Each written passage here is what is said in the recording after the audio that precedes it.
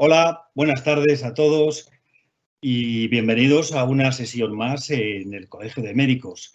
Como siempre, ya sabéis que estamos comprometidos con la formación y hoy contamos con un elenco de 3 personas de reconocidísimo prestigio y que alguno no me ha comentado, bueno, pero ¿cómo ha conseguido el Colegio de Médicos juntar una tarde a 3 personas tan relevantes y que además se cotizan alto, porque para poder juntar una tarde a José María Eiros, a Alberto Pérez y a Ignacio Rosell, bueno, pues tiene que ser, bueno, pues lo ponemos en valor.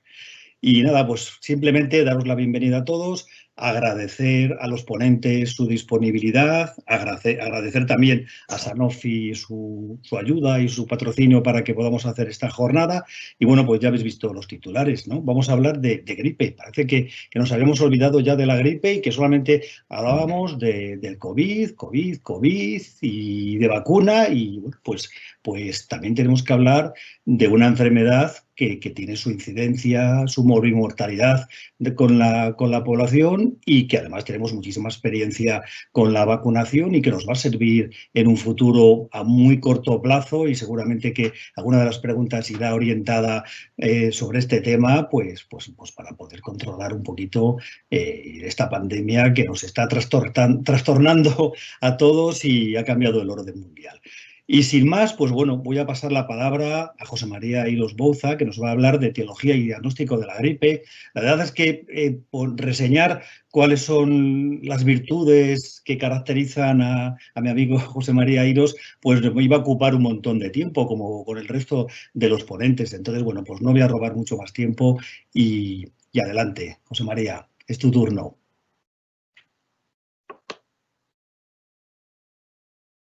Muy bien, muchas gracias al presidente, gracias José Luis, gracias también a Alberto y a Nacho por acompañarnos y, como has dicho, a la compañía Sanofi, ¿no?, que soporta el foro. Yo había pensado, para ceñirme al tiempo pues quizás hablar desde lo que nosotros tenemos como visión como microbiólogos y desde un centro de gripe, y por eso estos son los 2 ítems que quiero desarrollar, hablar de la etiología y del diagnóstico. Supongo que todos conocéis que la gripe se vigila en el mundo en algunos escenarios internacionales. La Organización Mundial de la Salud es uno de ellos. Su red específica FLUNET es la que específicamente se dedica a la vigilancia de virus gripales, y ya en Europa, por proximidad y por lo que aporta el Centro Europeo para el Control de las Enfermedades Infecciosas, que desde Estocolmo nos conducen estos temas. Una reflexión inicial que quería compartir con vosotros es que la OMS ya nos advirtió que habíamos fracasado en la vigilancia en la última temporada porque dejamos de notificar casos de gripe allá en la primera semana de febrero, y esto se debió a la irrupción del SARS-CoV-2. Nos animaba a mantener la vigilancia intertemporada. Sabéis que siempre entre la semana 20 y 40 de cada año natural es la intertemporada, y únicamente destacaros que en la opinión pública se hizo eco. A nosotros nos preguntaron desde muchas agencias qué pasaba con la gripe en el verano, que no había gripe. Gripe hay todo el año, conviene que los médicos que estamos conectados esta tarde lo sepamos, pero en nuestro hemisferio circula poco y se vigila. Quizás es más interesante saber que realmente los 2 tipos de virus que circularon en la temporada anterior fueron el A y el B. Dentro del A, el H1N1 es el pandémico todavía del 2009. Dentro también, en segundo lugar, el subtipo H3N2, un virus muy interesante que comparte protagonismo con el anterior, y circuló sobre todo el virus B del linaje Victoria. Por eso las vacunas de este año, como luego comentará Alberto, contienen este linaje. Y un hecho importante es que sepáis que el COVID-19 vino a condicionar tal irrupción en los sistemas de registro que hasta el exceso de mortalidad por gripe se ha visto afectado, y tendremos que esperar a temporadas posteriores para ver cómo ocurre esto.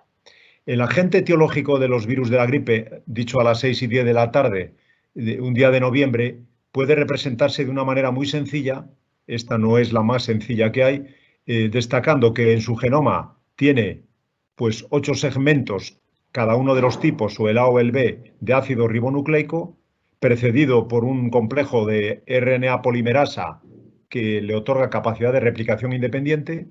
Tiene además un cápside proteico que lo envuelve, donde hay que destacar la proteína M, y luego un conjunto de glicoproteínas de envoltura. Las más famosas son neuraminidasa y la hemaglutinina.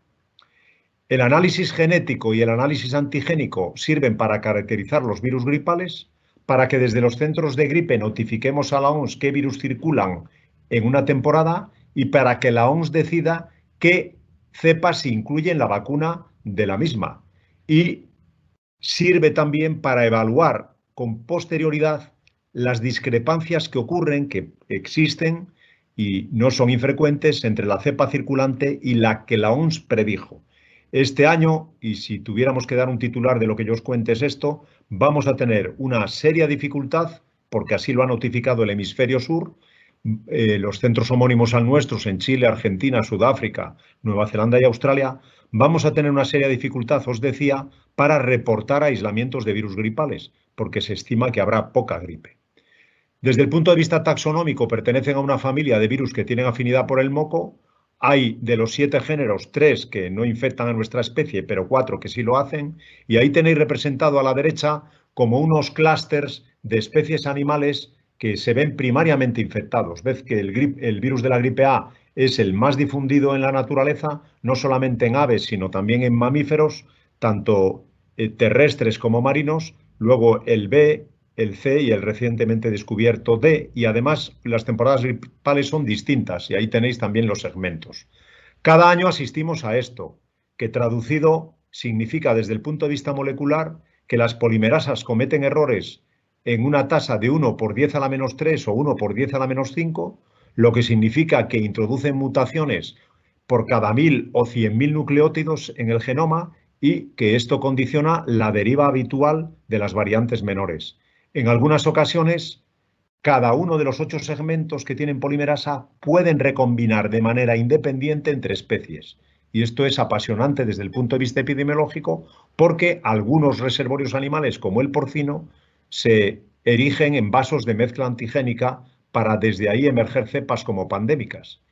Y no me resistí a comentaros que en lo que estamos monitorizando una pandemia de coronavirus, los virus de la gripe de origen animal, fundamentalmente aviar, siguen haciendo su propia deriva.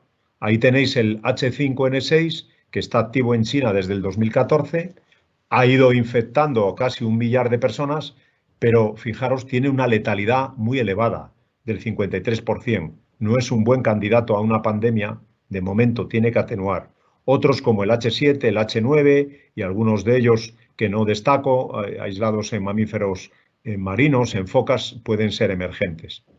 Un último esfuerzo conceptual es retener que las 2 proteínas de superficie son las más inmunógenas de los virus gripales y de ellas la más importante es la hemaglutinina. Es el antígeno mayor, tiene, como sabéis, una doble conformación de cabeza y de tallo y por la cabeza se une al receptor celular.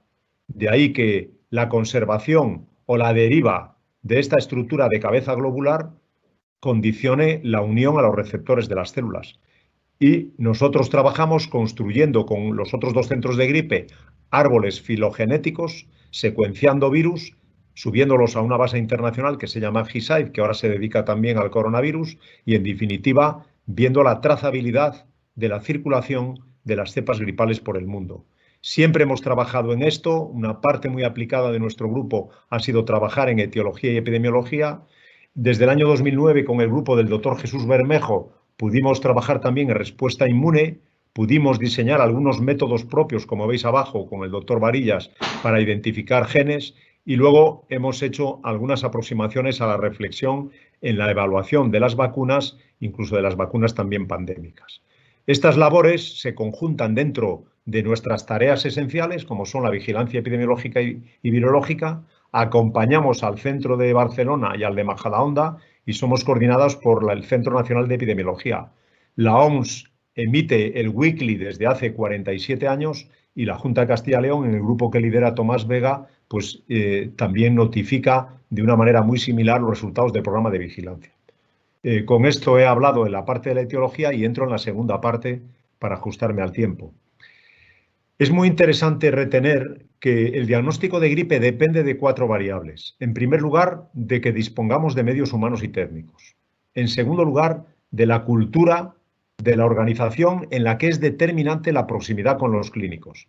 En tercer lugar, de criterios asistenciales. Por eso es muy bueno que desde la Dirección General de Asistencia Sanitaria se incorpore la cultura de la gripe, por ejemplo, en casos graves que se está recogiendo. Y en cuarto lugar, desde unos ámbitos de la eficiencia, es decir, de evaluar los recursos que se invierten y, por supuesto, al servicio de la salud pública. Nosotros así lo entendimos desde que fuimos consultados en la pandemia del 2009 por el Ministerio y únicamente recordar, lo recordáis todos de microbiología, que el acto fundamental es la programación de una toma de muestras adecuada y resulta determinante tener métodos de diagnóstico directo.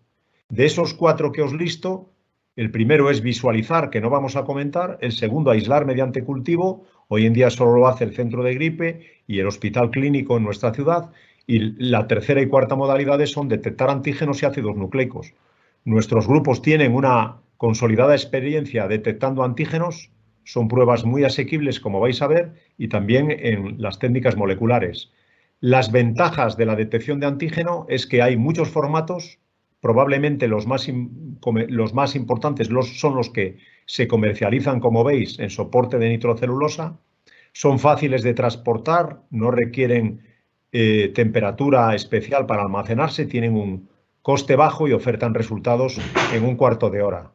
Tienen un inconveniente, que es que su sensibilidad varía, necesitan para ser positivos carga viral elevada y están influidos, como veis ahí, esto está muy de actualizar también en el SARS, ocurre lo mismo por el momento de la toma de la muestra y son subjetivos. El observador pues no requiere entrenamiento especial, pero necesita verlo bien.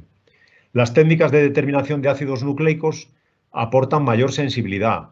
Son como hasta 3 logaritmos más sensibles. Las basadas en PCR requieren ciclos de calentamiento con amplificación, aparatos específicos que son los termocicladores, hay modalidades de tiempo real, de tiempo final, las múltiples, y luego están las técnicas de amplificación isotérmica que en primaria pueden tener algún predicamento y que nosotros tenemos en nuestro servicio porque dan resultados muy rápidos con unos aparatos a temperatura constante, no son termocicladores y pues permiten ahorrar costes, ¿no? Solo un homenaje a los métodos de diagnóstico indirecto, diciéndoos que nosotros todavía mantenemos, somos el único de los 3 centros en España que mantiene pues esta capacidad de hacer serología en gripe. Nos sirve sobre todo para esto que veis aquí, para documentar que la respuesta de vacunas estacionales en personas, por ejemplo, de edad, muestran un patrón heterotípico, dando respuesta en bajo nivel, pero existente, a virus, por ejemplo, de la gripe aviar. Siempre señalamos que en gripe, y esto es muy importante, hay 2 protagonistas. Por una parte el virus, ahí tenéis algunos de nuestros aislados comunicados a la OMS, un virus que deriva y sus proteínas derivan a distinta velocidad. El gradiente de cambios es que cambia con mucha velocidad la hemaglutinina y es menos cambiante la neuraminidasa, la más estable es la M2. Ahí tenéis una imagen de la última cepa que nació como emergente, la del virus A California del 2009, y es posible que se pueda reordenar con segmentos de varias especies animales. Y luego un huésped, esto lo aprendimos con el grupo de Jesús Bermejo, ¿no? Los receptores celulares en gripe, aunque están bien delimitados, tienen que ver con la herencia biológica y se sabe que la replicación es variable en función de los pacientes. Alberto Pérez Rubio comentará sin duda que nosotros hemos hecho algunas aproximaciones juntos para saber que en España nos aproximamos al millón de casos de gripe confirmada por laboratorio cada año, es variable en función de la temporada. Una tercera parte de los que ingresan en los hospitales pueden ser graves y nos cuesta del orden de 1.000 millones la gripe anualmente. En Francia nos doblan, en Alemania es muy similar a nosotros y en los Estados Unidos, fijaros que es hasta 17 veces superior. Realmente nosotros, el trabajar en gripe nos permitió posicionarnos con cierta agilidad en el diagnóstico de coronavirus. Hoy en día, afortunadamente, gracias a Dios, lo hacen todos los hospitales de nuestra red, los 14. La Dirección General de Asistencia ha nutrido muy bien la capacidad diagnóstica de nuestros colegas y yo realmente no no hablo por mí solo, ¿no? O sea, he tenido la fortuna de trabajar en distintos grupos y quiero reiterar mi gratitud al Colegio de Médicos, a José Luis, su presidente, y también a la compañía Sanofi, ¿no? Por mi parte ya está. Muchas gracias.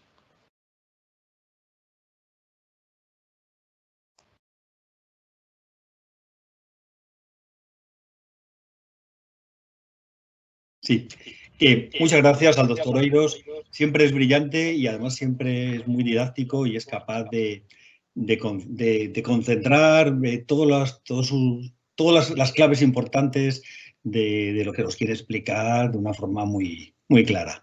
Y bueno, pues seguimos avanzando. Bueno, se me ha olvidado deciros que bueno, tenéis un chat para los que queráis hacer alguna pregunta, que luego pues yo como moderador lanzaré esas preguntas a los ponentes, ¿de acuerdo?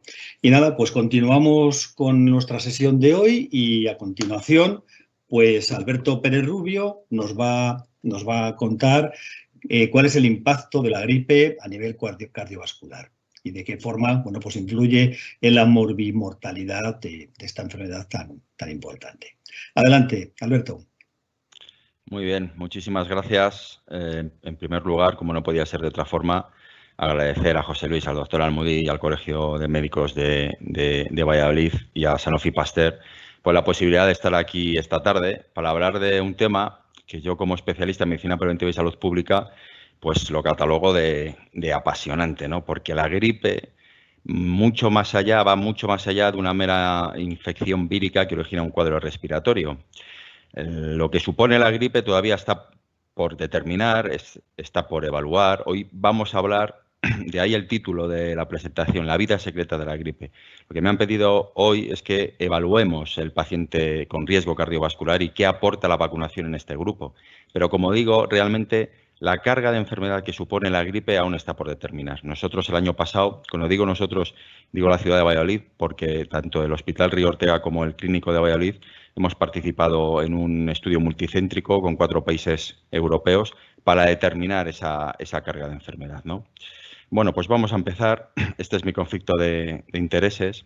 Y para abordar este tema, cuál es el beneficio que aporta la vacunación en este grupo de pacientes con riesgo cardiovascular, lo vamos a hacer a través de un hilo conductor que se sustenta en 3 ejes fundamentales. Uno, un primer eje epidemiológico, en el que nos va a servir de introducción de una manera muy breve. Hablaremos de la importancia de las enfermedades cardiovasculares. Ya digo de una forma muy somera, muy breve, porque todos lo conocemos. Para ahondar ya en un aspecto clínico en el que vamos a tratar de determinar cuál es la asociación que tiene la gripe con los eventos cardiovasculares. Para luego finalizar con un aspecto preventivo y vamos a abordar realmente cuál es el beneficio real que tiene esta vacuna, la vacunación antigripal, frente a este grupo de pacientes, frente a los desenlaces cardiovasculares. Pues bien, vamos a empezar. Como todos sabemos, los eventos cardiovasculares son un importante problema para la salud pública. La carga que supone es inmensa. Son la principal causa de muerte. Se estima que el 31,4% de todas las muertes a nivel mundial se deben a enfermedades cardiovasculares, el 85% de ellas a infarto de miocardio y accidente cerebrovascular. Pero es que si analizamos las muertes que se deben por enfermedades no transmisibles, este porcentaje se eleva a un 44%, duplica lo que representa el cáncer. Esta es la distribución, las tasas de mortalidad en todos los países del mundo. Bien, es cierto, este es el código de colores, pero influye mucho cuál es el estado del sistema sanitario en su mortalidad. Y por último, de introducción, esta diapositiva que seguramente hayáis visto. Y más allá de la banalidad con la que se trata la gripe y que se suele hablar de la gripe, pues bien, la gripe realmente se encuentra entre las enfermedades infecciosas de mayor incidencia, de mayor morbilidad y de mayor letalidad en Europa, como se puede apreciar en la diapositiva. Bueno, pues una vez situado el escenario, vamos a lo que es objeto de la presentación, que es evaluar cuál es el efecto de la gripe en los eventos cardiovasculares. Y para ello lo vamos a hacer a través de una revisión de lo publicado en la literatura, de una manera muy esquemática y muy sencilla. Vamos a ir presentando los principales artículos en esta materia. Y para ello hay un código que vais a poder ver, hay una banderita que indica cuál es el país y luego pues si se refiere a insuficiencia cardíaca, si se refiere a infarto de miocardio, si se refiere a ictus. Bueno, pues nuestro recorrido comienza en el año 2004. En el año 2004 se publicó este New England Journal, en donde se determinó que los eventos cardiovasculares fueron de 3 a 5 veces más probables después de una infección respiratoria. En el caso de infarto de miocardio llegó hasta 5 veces más, en el caso de accidente cerebrovascular a 3 veces más. Y se vio cómo en la corte de individuos que se habían vacunado ese riesgo no se evidenciaba. Años más tarde se llevó a cabo este estudio observacional en el que se evaluó la gripe y la hospitalización y muerte por infarto de miocardio en el Reino Unido y en Hong Kong, y se vio cómo la tasa de mortalidad por infarto de miocardio era de 4,7 a 6,4 veces mayor durante los brotes de gripe. Aquí se hizo un estudio observacional en el que se analizaron distintas temporadas gripales, 10 temporadas gripales, y se estimó cómo del 3 al 6% de todas las muertes debidas a infarto de miocardio se ponían a asociar a gripe cuando se daba un pico epidémico. Había una fuerte asociación entre gripe y mortalidad por infarto de miocardio y una asociación más débil en este estudio para la hospitalización. En este estudio llevado a cabo en Estados Unidos sobre una corte de vigilancia de más de 450.000 personas, se analizó cuál era la asociación que tenía la hospitalización por insuficiencia cardíaca y las temporadas gripales. Y se evidenció cómo un aumento del 5% de la actividad mensual de gripe estaba asociado con un incremento del 24% de las tasas de hospitalización por insuficiencia cardíaca. Y en temporada gripal, el 19% de las hospitalizaciones por insuficiencia cardíaca podían atribuirse a la gripe. O sea, por lo tanto, evidenció este estudio que la actividad gripal estaba asociada temporalmente a un aumento de las hospitalizaciones por insuficiencia cardíaca en las 4 temporadas que se estudió. En este otro estudio llevado a cabo en Australia introduce un concepto muy importante que luego se repite, que ya no es que haya una asociación de la infección respiratoria por gripe con infarto de miocardio, sino que hay un concepto temporal. Y el riesgo es mucho mayor en la primera semana. Como veis, se puede elevar hasta 17 veces más el riesgo en los primeros 7 días. Hasta llegar a este estudio, publicado en el año 2018, un nuevo New England Journal, en el que estableció un objetivo claro, que era establecer la asociación entre infección por gripe confirmada y hospitalización por infarto agudo de miocardio en pacientes mayores de 35 años. Se desarrolló en Canadá, en una base de datos recogidos del 2009 al 2016 en 148.000 pacientes. Y se evidenció cómo el riesgo de infarto de miocardio se multiplicaba por 6 en aquellos que habían tenido un cuadro gripal fundamentalmente los 7 días antes. Aquí resaltaba la idea que ya los australianos habían evidenciado el año anterior. Pero ahondaba más, incluía diferencias en el tipo viral que infectaba, siendo el riesgo mayor por gripe tipo B, llegando hasta 23 veces más. A la media, ya veis, la horquilla es una horquilla amplia, pero significativa. 10 veces más de riesgo por gripe A, por gripe B, perdón, y 5 veces más por influenza A. Y destaca cuál es el perfil de ese paciente en el que se determinaba más esa asociación con el infarto de miocardio. Un paciente mayor de 65 años que no había tenido una hospitalización previa por infarto agudo de miocardio, que tenían factores de riesgo y que no habían sido vacunados frente a la gripe. En este estudio llevado a cabo en Canadá ya no solo evalúan esta asociación solo con la gripe, sino que lo llevan a cabo frente a otras enfermedades infecciosas y sobre todo inmunoprevenibles. Y vieron que esa asociación también se daba frente al neumococo en una tasa más baja, 5,98 veces más de riesgo, elevando la gripe a 9,80 con la tasa de incidencia para infarto de miocardio, y en relación al accidente cerebrovascular, el neumococo hasta 12 veces más y la gripe 7,82, no encontrando significación en otros virus respiratorios. Pero esto lanza la idea del efecto que tienen estos patógenos y de la posibilidad de vacunación. Y la importancia que luego resaltará el doctor Rosell de una adecuada y correcta vacunación, no solo infantil, sino del adulto. El calendario vacunal no es solo de los niños, sino que nos acompaña a lo largo de toda la vida y es importantísimo, y estudios como esto resaltan esa importancia, una correcta vacunación y un mantenimiento del mismo. En este estudio específico en el que se analizó la infección por gripe y accidente cerebrovascular, desarrollado en Estados Unidos, en California, sobre una cohorte de 37.000 pacientes, se vio como el riesgo medio de padecer un ictus después de padecer la gripe era de media casi 3 veces más de riesgo, pero introduce un concepto muy importante. Uno, la edad. En relación al ictus, hay una importancia en la edad. Edades más jóvenes se incrementa el riesgo. Hasta 9,28 veces más de riesgo de tener un ictus después de una infección por gripe y sobre todo en los primeros 15 días. Ya no solo 7, sino que lo incrementa 15 días en riesgo de accidente cerebrovascular. En este estudio llevado a cabo en Estados Unidos sobre una cohorte de más de 8 millones de hospitalizaciones por insuficiencia cardíaca, se vio cómo el padecimiento de la gripe previa estaba asociado a una mayor morbimortalidad y había significación estadística tanto en la incidencia de mortalidad intrahospitalaria como de insuficiencia respiratoria aguda, como necesidad de ventilación mecánica, lesión renal aguda y necesidad de diálisis. Todo ello conllevaba, obviamente, un aumento en la duración media de la estancia y los costes hospitalarios se incrementaban, como no podía ser de otra forma. Y por último, para acabar, este reciente estudio publicado este mismo año en el que en Rusia se analizaban las últimas temporadas gripales, del 14 hasta el 19, encontraron una asociación, como hemos venido narrando, de un incremento de las tasas de mortalidad por causas cardiovasculares asociadas al pico epidémico de la gripe.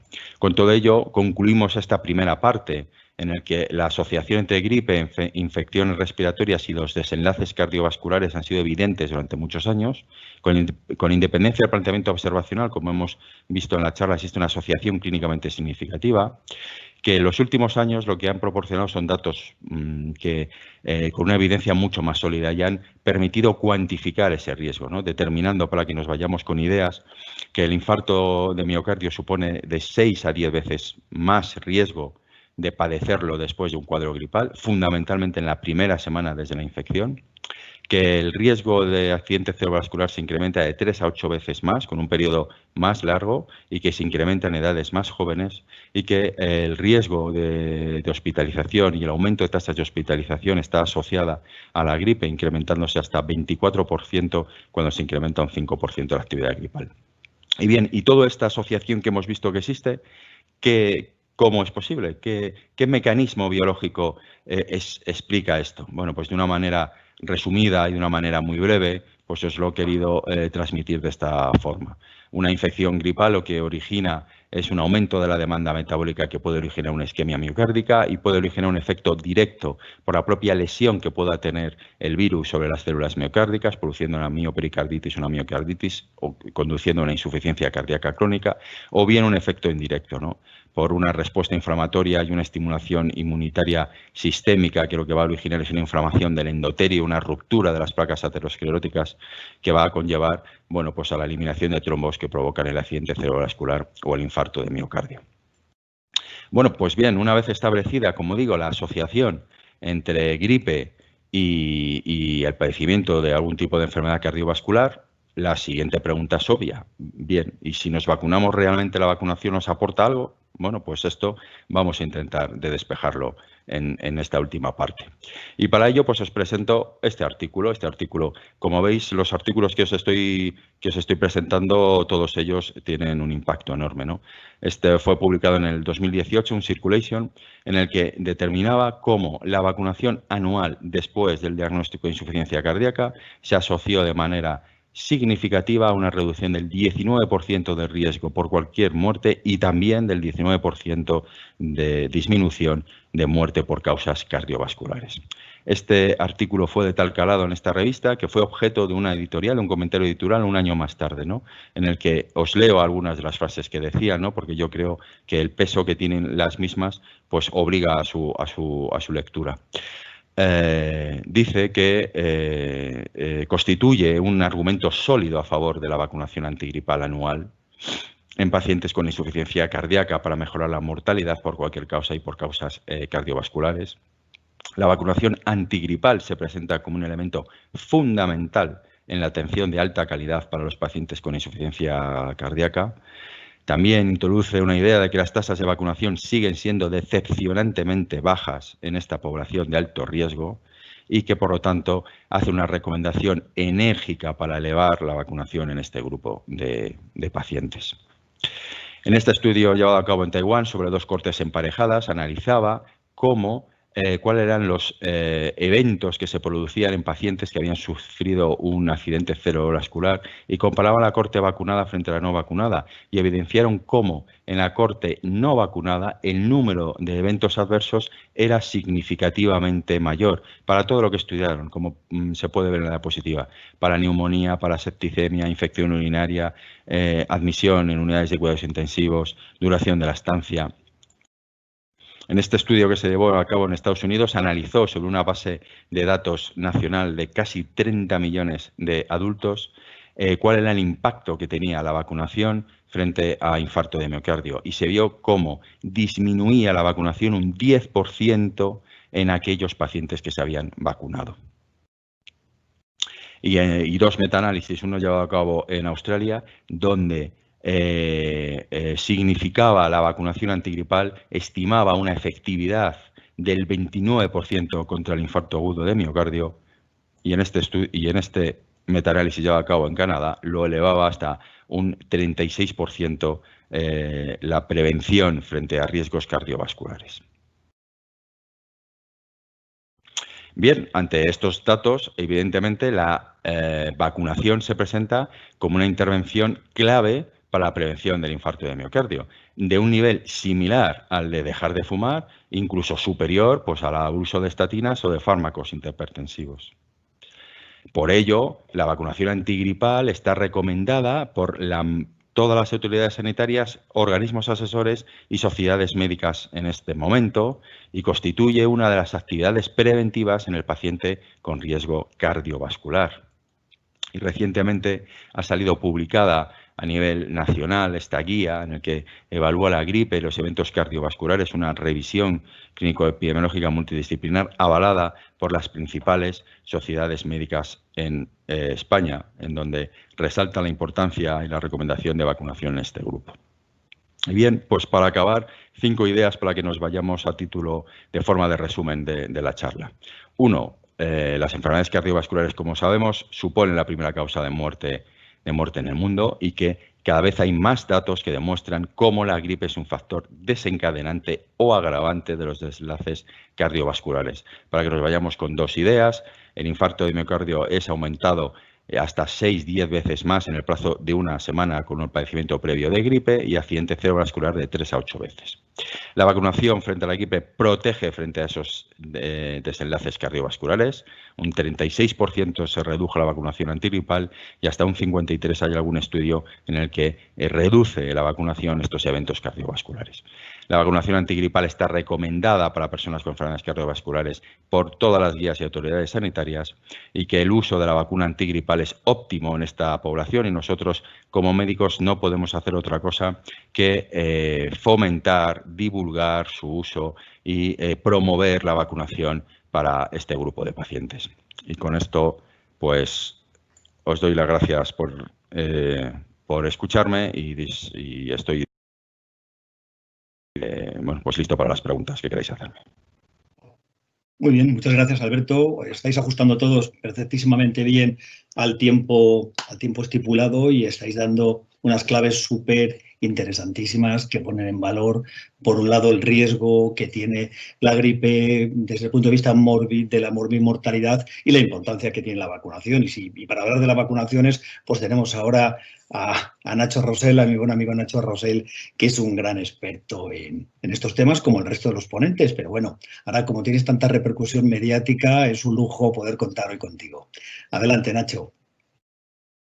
Bueno, muchas gracias a todos, muchas gracias por la invitación a los organizadores y bueno, pues a ver si por lo menos puedo transmitir unas ideas como último ponente de una manera, espero, un poco más relajada para intentar acabar con ánimos todo. Vamos allá, a ver si soy capaz.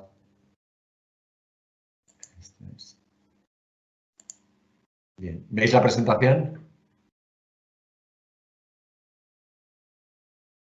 Perdonad, ¿veis la presentación? Sí. Ah, disculpad, es que tengo algún tema. Vale. Pues nada, bueno, pues el tema que tenía asignado y un honor estar compartir con los dos ponentes y con el presidente esta jornada es el de la confianza en la vacunación por parte de los profesionales sanitarios y efectivamente también agradezco de vez en cuando tener la oportunidad de hablar de otra cosa que no sea de COVID, que veo que se ha convertido en la primera línea de mi currículum por encima de cualquier otra cosa. Al hablar de la confianza en las vacunas y de las dudas vacunales, pues tengo dos cosas que comentar. Una es un poco plantear por qué existen estas dudas y un análisis de la pérdida de confianza que tenemos en las vacunas en general y en la vacuna de la gripe en particular. Y la segunda es proponer alguna estrategia o algún plan para actuar contra la desconfianza o contra las incertidumbres que existen alrededor de las vacunas por parte de algunos de nuestros colectivos. Bueno, tengo que empezar, aunque sea básico, recordando que en el modelo de la duda vacunal, lo que la OMS llama la vaccine hesitancy, porque es un término que aunque coloquialmente se habla del término antivacunas, realmente no nos gusta mucho, porque antivacunas pues puede ser, primero tiene un punto a lo mejor más peyorativo y segundo, en realidad refleja el extremo del rechazo a todas las vacunas, ¿no? Realmente es mucho más frecuente encontrar el aspecto de la duda vacunal, en la cual las personas pues aceptan algunas, parece que rechazan otras, que pueden retrasar otras. Y en la parte izquierda, pues la aceptación pasiva, es decir, aceptar que las vacunas hay que ponerlas, digamos, por un tema cultural, de educación o por un cierto convencimiento, pero en el extremo totalmente izquierdo de la flecha, pues la idea de la demanda activa de las vacunas, ¿no? Entonces, pues dentro de todo este espectro que puede abarcar las relaciones de las personas con las vacunas, desde la demanda activa hasta aceptarlas pasivamente, hasta tener alguna duda o hasta rechazarlas todas, pues se encuentra todo el ámbito de la duda vacunal y de la pérdida de confianza en algunas de nuestras vacunas. Es el criterio de la OMS. Y realmente cuando tenemos un problema de confianza en las vacunas, tanto en la vacuna de la gripe como en cualquier otra vacuna, las vacunas infantiles, lo que sea, siempre tenemos que considerar 4 aspectos fundamentales y así se hace con los análisis de confianza vacunal de la London School, el proyecto Vaccine Confidence, auspiciado por la OMS, etc., ¿no? Los 4 factores determinantes son la seguridad, la importancia o la pertinencia de vacunarse, la efectividad, eficacia de la vacuna y un aspecto que aparece en verde que es un poco más complicado, que es el de los valores y las creencias de las personas hacia las vacunas. Bueno, el ámbito de la seguridad, evidentemente, pues la duda con que si las vacunas son seguras, la duda si las vacunas pueden someternos a algunos riesgos y eso a veces puede generar un cierto rechazo o al menos unas dudas vacunales importantes. El tema de la importancia se refiere más a que si realmente es necesario vacunarse o no, cuando se considera que es una enfermedad leve, que es una enfermedad del siglo XIX, que es una enfermedad de nuestros abuelos, pero que no es una enfermedad de ahora. El tema de la efectividad tiene que ver con la idea de que las vacunas no siempre son eficaces o incluso contraponerlo a esa idea de que no, bueno, que la infección natural puede ser una mejor alternativa que padecer la enfermedad y deja más inmunidad. Algunos de estos aspectos con el tema COVID creo que han sido claramente corregidos. Y el tema de los valores y de las creencias, que es, como os digo, más complejo, quizá menos razonable, menos argumentable, pero que también vamos a comentar algo de él. Simplemente de una forma muy somera por ajustarnos al tiempo, pero sí que quiero mostrar unos impactos de cada uno de estos cuatro aspectos, de estos 4 criterios básicos de la duda o de la confianza vacunal. El tema de la seguridad, y no pienso en la vacuna de la gripe, pienso en general cuando afrontamos estos temas en la vacunación infantil, desde salud pública, etcétera, y dentro de que en nuestro país el franco rechazo a las vacunas es realmente excepcional, más allá de factores de impacto mediático, de Internet, de las nuevas redes sociales, etcétera, pero todavía sigue siendo afortunadamente un tema residual. Pero si pensamos en temas de seguridad asociados a las vacunas, pues lo que aparece más grande en esta letra es la palabra autismo. Curiosamente, el estudio de Wakefield, si no recuerdo mal, fue en el 98, han pasado ya 22 años, pero aún así, después de aquel memorable fraude científico, todavía sigue siendo, quedó en el ámbito de muchas personas esa idea de que las vacunas, en particular en aquel momento lo que proponía Wakefield, que era la vacuna triple vírica, se asociaba al autismo, pero bueno, también nos hablan del mercurio en las vacunas, nos hablan de que el propio pinchazo genera miedo, que es esclerosis múltiple, que si la vacuna es una bomba inmunológica. Bueno, ahí dejo la palabra a Guillem Barré, que sabéis que ha sido asociada a la vacuna que hoy tratamos, y bueno, el tema de los metales, de que bueno, que son atenuadas, entonces estamos metiendo virus. Esta es la idea un poco de la seguridad y esas ideas que hay que asociar y que hay que conocer para dar las respuestas adecuadas ante estas incertidumbres de las personas. El segundo factor del que hablaba era el de importancia o pertinencia, y aquí la palabra que aparece más grande es lo de innecesarias, ¿no? Es decir, esa idea de que estamos vacunando de enfermedades de nuestros abuelos, de enfermedades antiguas, enfermedades que tienen tratamiento, que a veces son infrecuentes, que están prácticamente erradicadas, que todo esto es propaganda. Aparece un poco arriba la palabra jabón porque tampoco es tan excepcional. Es que realmente la higiene es lo que ha acabado con las enfermedades infecciosas y las vacunas no han tenido ninguna contribución. En fin, son mitos sobre las vacunas, pero que es bueno tenerlas en cuenta. Por cierto, muy pequeñito, pero entre la palabra infrecuentes y la palabra innecesarias, no sé si la veis, pero aparece la palabra médicos, porque es un argumento que a veces se oye, dice, bueno, pero ¿cómo nos vais a decir que es importante si luego los médicos no os vacunáis? Aspecto importante en la vacuna de la gripe, que también aparece dentro de las de innecesarias, porque aunque aparecen aquí pequeñito, porque es una visión general de todas las vacunas, pero ahí están, ¿no? Y las dejamos ya caer. El tercer aspecto es el de la efectividad. Pues bueno, la idea de que puedan ser vacunas ineficaces, y aquí la palabra gripe aparece en un tamaño un poco más grande que en otras vacunas, porque evidentemente pues la eficacia de la vacuna del sarampión o de otras vacunas es mucho más amplia. Todos sabemos que la vacuna de la gripe, sin perjuicio de sus beneficios, pues no tiene el mismo nivel de eficacia y tenemos que trabajar en mejores vacunas, pero evidentemente es un factor que influye, ¿no? De nuevo, la idea de que la higiene puede ser mayor, el hecho de que la duración de la protección no es tan grande, que haya que revacunarse, que hay sesgos en los estudios, que las paperas en el sentido de que, bueno, pues que yo me vacuné de paperas y aún así hay brotes de paperas, pues sí, tiene una eficacia que no es completa, pero sin duda tiene un beneficio mejor que no vacunarse, ¿no? Pero bueno, es el tercer factor que hay que tener en cuenta. Y el cuarto factor es el de los valores y las creencias. Y este tiene algún problema más porque, primero, es más encontrado en el tema de lo que yo llamo la infoxicación, es decir, la intoxicación de información que caracteriza ahora a los círculos de Internet, a las redes sociales y que transmiten mensajes. Y segundo, tiene más que ver con ideologías. Y los argumentos de seguridad, de eficacia o de pertinencia se pueden rebatir más o menos con números. Pero los valores y las creencias son más difíciles de rebatir con números. Hay que rebatirlos con argumentos. Y eso tiene un componente más difícil, ¿no? Dentro de los valores está el tema de que esto es un tema de la industria, que en realidad se está favoreciendo un negocio, etcétera. Y la idea de que la gente que opta por la vida natural, por lo ecológico,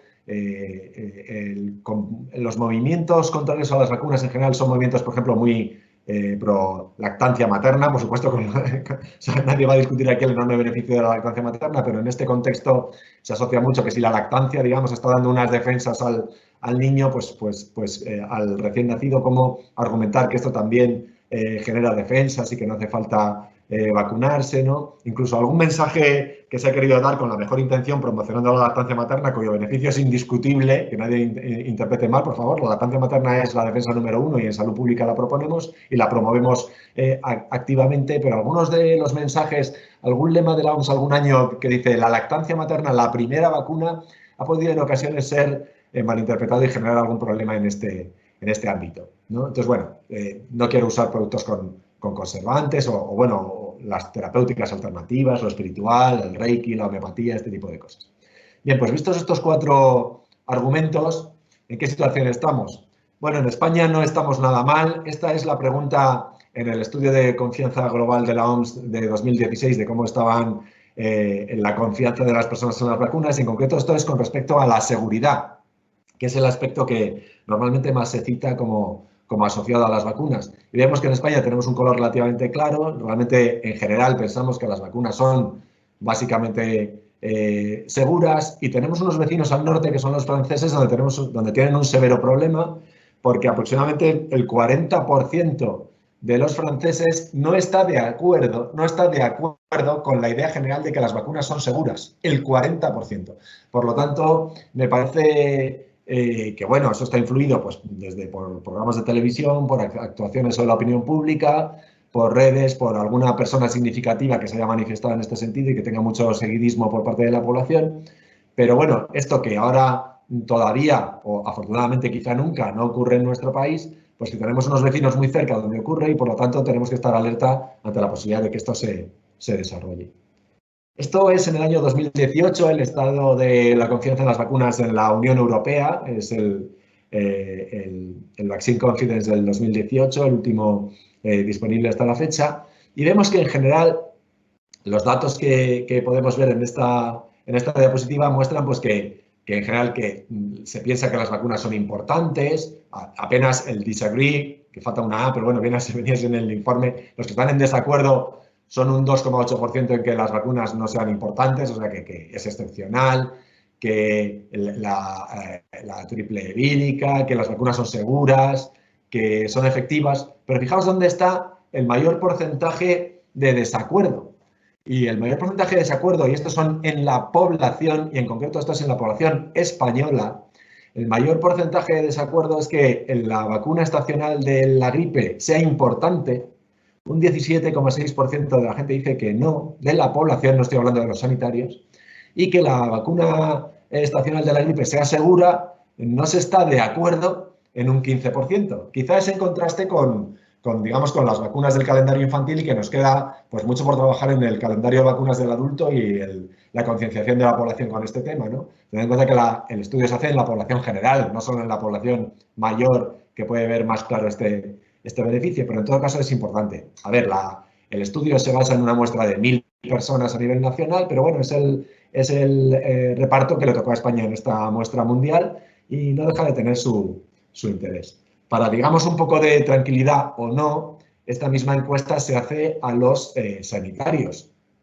Y en la población sanitaria, entre los sanitarios, pues bueno, aunque quizás sea alarmante porque hay alguna, que decir que el 0% de la gente piense que la vacuna triple vírica es segura, pues bien, entre los sanitarios está bien, pero y que sean importantes, pero vemos algunos 2%, bueno, que entre los sanitarios un 2% piense que no es importante que las vacunas sean importantes para los niños, o que no recomendaría la triple vírica, o que sean incompatibles con sus creencias, pues es un poco algo que nos debe alarmar. En todo caso, destaco en amarillo que esta muestra se hizo sobre 100 personas, se supone que debe ser totalmente significativa, pero bueno, es la foto que se tiene cuando se busca sobre confianza vacunal en el mundo, es la foto que se tiene de España. Aquí he destacado las 3 preguntas que tienen sobre la vacuna de la gripe, que es segura, lo acepta el 98%, que la recomendaría un 99%, aunque recomendarla en embarazadas solo un 93%. Sin duda tenemos aquí un reto de comunicación interesante. Insisto, estamos hablando del año 2018, no estamos hablando de hace 20 años, ni hace 10. Entonces, pues más allá del escaso tamaño de la muestra, pues seguramente aquí he mostrado que hay cosas que puede ser interesante conocer, ¿no?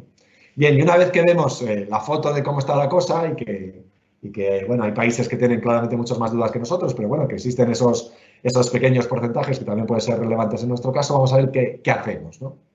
Cuando pienso qué hacemos, yo muestro, aunque no sea sobre la vacuna de la gripe, pero muestro este estudio que hizo Roy Piñero, que ha trabajado mucho en el tema de la duda vacunal y ha escrito algún tratado en el tema, y él, en su consulta, en el hospital de Villalba, en Madrid, tiene una consulta en la que recibe a las personas que tienen dudas con vacunas de toda la Comunidad de Madrid, que le son referidas y que quieren ir a verle.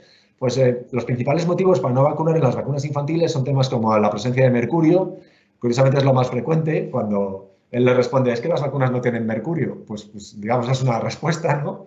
La segunda, fijaos, todavía es el miedo al autismo, la presencia de aluminio. La presencia de aluminio como tercer argumento tiene una respuesta pues muy clara, ¿no? El aluminio creo que es el tercer elemento más frecuente en la corteza terrestre y digamos que en una buena menestra con verduras, pues seguramente la presencia de aluminio, tomando verduras habitualmente en la dieta, es mucho mayor que en cualquier dosis vacunal, ¿no?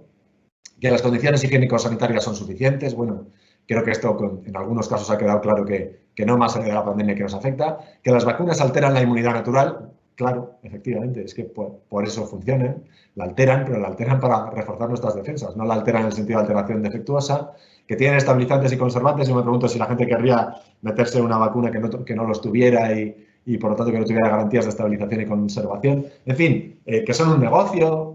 Él siempre comenta de forma jocosa que son un negocio para el pediatra, comentando los yates que tiene amarrados en los puertos. Pero bueno, en todo caso es importante conocer estos argumentos. No podemos desconocer los argumentos que se plantean por parte de las personas que tienen dudas con las vacunas para poder dar una respuesta adecuada. Y entonces es muy importante conocer las respuestas ante los motivos para no vacunar. De una forma empática, por supuesto, intentar dar la respuesta adecuada. No puedo evitar comentar este tuit del todavía presidente de los Estados Unidos. Es un tuit del año 2014, antes de ser presidente, pero jamás lo ha borrado. Y un poco la responsabilidad que tenemos todos desde nuestra labor y más allá de aquellos que son representantes públicos, en el sentido de dejar caer que las vacunas infantiles producen autismo. Este es un tuit absolutamente real, que si lo buscáis todavía existe, y con varias decenas de miles de retweets y de me gusta, y por lo tanto la responsabilidad es de todos a la hora de no contribuir a difundir algunos bulos y algunas situaciones. El problema es que tenemos las preguntas y tenemos las respuestas, pero a mí esta pintada de un lugar de Latinoamérica siempre me ha parecido muy interesante para plantear este tema, ¿no? Cuando creíamos tener todas las respuestas, de pronto cambiaron todas las preguntas, ¿no? ¿Y por qué? Porque este tema no es solo de responder preguntas. Recordemos que hemos hablado de creencias. Es un tema que tiene que ver con más cosas, no solo con tener la respuesta a que las vacunas no tienen mercurio o a que el estudio de Wakefield fue un fraude, sino a trabajar con las creencias y con las actitudes de las personas. Rafa Vega, que es un humorista del Grupo Vocento y que saca magníficas viñetas, ha sacado muchas sobre la COVID, pero también algunas veces sobre las vacunas en la prensa local en el norte de Castilla.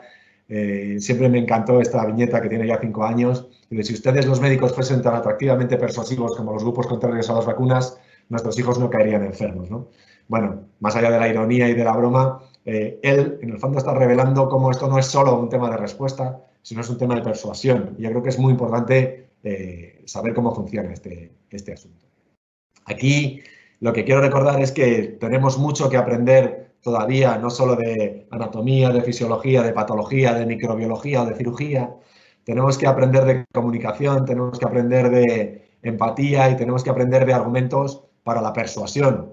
En la teoría del juicio social o la teoría de la disonancia cognitiva lo que dicen es que es muy difícil persuadir a una persona poniéndote desde el principio fuera de su argumento, sino que la clave es más bien ir de dentro hacia afuera, no de fuera hacia adentro, sino de dentro hacia afuera. Esto encaja, por ejemplo, con esos argumentos tan frecuentes contra las vacunas como son el tema de reivindicar una vida más natural y, por tanto, decir que las vacunas son algo artificial y que debe evitarse las vacunas porque lo que hay que defender es una vida más natural, que es lo que nos lleva a un mundo más sostenible, ¿no? La teoría del juicio social o la de la disonancia cognitiva lo que dice es que no puedes ir desde el principio diciendo pues vaya estupidez defender la vida natural cuando las vacunas son buenísimas o cuando la eficacia es no sé cuánto, ¿no? Hay que saber ir desde dentro hacia afuera, buscar los puntos comunes con quien está manteniendo ese argumento para tratar de confluir en algún punto. Uno de los mejores ejemplos es el propio ejemplo de la vida natural. Si se argumenta que se defiende la vida natural, pues el argumento inmediato es decir, bueno, pues si defendemos la vacuna, si defendemos la vida natural, ¿acaso hay algo más natural en unos padres que proteger a sus hijos, como hace esta osa con sus criaturas? Pues proteger a los hijos es vacunarlos, ¿no? Ese tipo de argumentos de dentro hacia afuera y no de fuera hacia adentro son aspectos que tenemos que trabajar para la persuasión vacunal. Y nosotros, en la gripe, ¿cómo lo hacemos? Nosotros también queremos protegernos a nosotros, queremos proteger a nuestros pacientes, ¿no?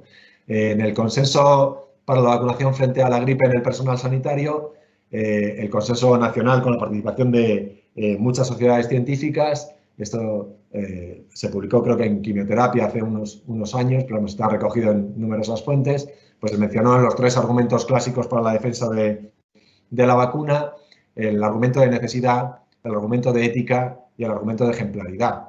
Y esos son 3 aspectos que no estamos hablando tanto de números, sino estamos hablando de argumentación frente a una posición contraria, ¿no? El argumento de necesidad, que es el más reivindicado cuando se pregunta a los sanitarios por qué se vacunan de la gripe, se vacunan o nos vacunamos para protegernos nosotros mismos. Es decir, el argumento de necesidad es el argumento de que necesito vacunarme para protegerme yo, ¿de acuerdo? Y ese es por mi propia salud, ¿de acuerdo? Y ese es el primer argumento en defensa de la vacuna. El segundo es el argumento de ética, que es para evitar daños a los demás, para evitar el daño a los pacientes, ¿no? Es el segundo argumento en el ámbito del primum non nocere, en el ámbito de la defensa de la vacuna para no generar daño a nuestros pacientes. Y el tercer argumento es el argumento de ejemplaridad, en el sentido de que nosotros mismos, con nuestro ejemplo, somos ejemplo, valga la redundancia, para los pacientes y, por tanto, incentivamos con ello la vacunación. Os recuerdo que antes, cuando hablábamos de que las vacunas eran innecesarias, un argumento que no es infrecuente es: ¿cómo me dices que me vacune si los médicos no os vacunáis? Por lo tanto, eso tiene que ver con el argumento de ejemplaridad. En este sentido, sí que quería dar algún número. Ya veis que he intentado plantear las cosas desde un punto de vista más cualitativo, pero sí que quiero dar algún número, ¿no? En el estudio de actitudes de vacunación antigripal en Cataluña se muestra cuáles son los ratios, los factores más predictores de estar a favor de la vacunación antigripal y de vacunarse en los profesionales de atención primaria. Veis que es más factor de estar a favor de la vacunación la edad, es decir, estar con una edad mayor o igual de 55 años y, por lo tanto, más próximo tanto al primer colectivo indicado de la vacuna, como tener la posibilidad también de haber padecido gripes y de tener más próxima la vivencia de la gripe y otros problemas. Por supuesto, también la convivencia con personas con enfermedades crónicas, pero fijaos que la ratio más alta es la preocupación por infectarnos en nuestro propio lugar de trabajo, es decir, el argumento de necesidad, es decir, que nos vacunamos para protegernos nosotros mismos, también para proteger a nuestros pacientes, pero si veis son datos más bajos. Es verdad que este ratio yo creo que está un poco sesgado, porque en realidad es que los que se vacunan, yo creo que no está muy bien formulada la pregunta, porque los que se vacunan están menos preocupados y seguramente no fue muy bien redactada y analizada. Pero bueno, es importante reducir las complicaciones, pero claramente los factores predictores son la edad,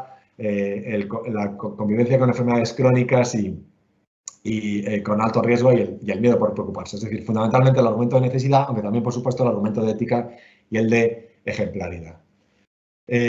No puedo evitar poner esto porque es que esto es sobre la vacuna de COVID, pero en mi grupo de WhatsApp de la gente de mi promoción, que hicimos cuando ya cumplimos 25 años de promoción, pues este tema se ha suscitado recientemente y bueno, pues ha sido interesante ver cómo las dudas que genera una vacuna con ARN mensajero, pero por parte de muchos profesionales decir, bueno, pero esto en el fondo es material genético, pero bueno, como los que saben o sabíamos del tema tranquilizamos a algunos de nuestros compañeros diciendo, ya, pero bueno, pero esto no es ADN, esto lo que está haciendo es facilitar la producción de la proteína de las espículas para el coronavirus, pero en realidad como diciendo, no soy antivacunas, pero tengo duda vacunal. Es una cosa que quiero reivindicar, que evitemos un poco la estigmatización del tema antivacunas y que reconozcamos que todos podemos tener dudas y que es muy bueno hablarlas, comentarlas y en lo posible trabajarlas con datos y con argumentos. Por cierto, en esta discusión por WhatsApp apareció al final la vacuna de la gripe en contraste con otras vacunas, diciendo que uno de los problemas o que generaba reticencias podía ser las dudas acerca de su eficacia, ¿no? Y aquí es donde quiero poner casi creo que es mi penúltima diapositiva sobre el mejor argumento. Hemos visto argumentos de seguridad, de eficacia, de pertinencia y también alguna forma de trabajar con las creencias, pero el mejor argumento sin duda es una mejor vacuna. Tenemos que trabajar en una mejor vacuna Y esto de raíces y puntas es una broma, pero es que yo siempre me acuerdo cuando se habla del tallo y de la cabeza de la hemaglutinina, y bueno, recordando también los trabajos de Adolfo García Sastre, etcétera, ¿no? En la búsqueda de una vacuna universal, pues como, digamos, pensamos por supuesto en la cabeza y pensamos en esa variabilidad de la hemaglutinina, pero pensamos en la posibilidad de buscar vacunas contra el tallo. Y a mí siempre me recuerda ese champú setentero, ochentero, no sé muy bien, de raíces y puntas, en el sentido de no pensar solo en la punta, sino pensar en las raíces y además pensar en la raíz como quizá la causa y donde podemos tratar de encontrar una solución. Sin duda, el incentivo para encontrar una mejor vacuna tiene que ser la clave. Entonces, no nos tenemos que rendir tanto ante quienes tienen dudas con las vacunas, pero tenemos que seguir insistiendo porque nunca sabemos lo cerca que estamos de lograr el convencimiento, pero también esta imagen no solo es con respecto a la duda vacunal, sino también es un incentivo para seguir investigando todos y seguir trabajando en la búsqueda de una mejor vacuna. Recordad que el argumento fundamental es el de protegernos a nosotros mismos y todo lo que mejore la eficacia va a redundar sin duda en una mayor aceptación, una mayor confianza en la vacuna. Y bueno, muchas gracias, es lo que os quería plantear. Gracias a todos. Muy bien, muchas gracias, Nacho. Muy brillantes la exposición, las tres exposiciones súper brillantes. Veo que en el chat no se anima, bueno, animo a todos los ponentes a que abran su cámara y su micrófono para que nos podamos ver todos. Muy bien, muchas gracias, Alberto, muchas gracias, Pepe.